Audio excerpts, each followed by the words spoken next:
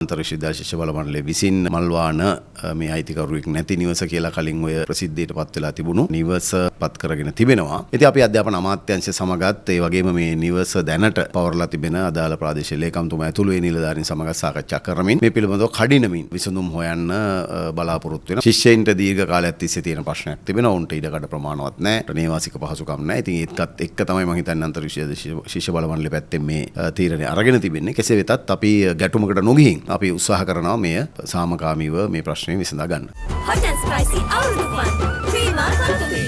fun තමයි.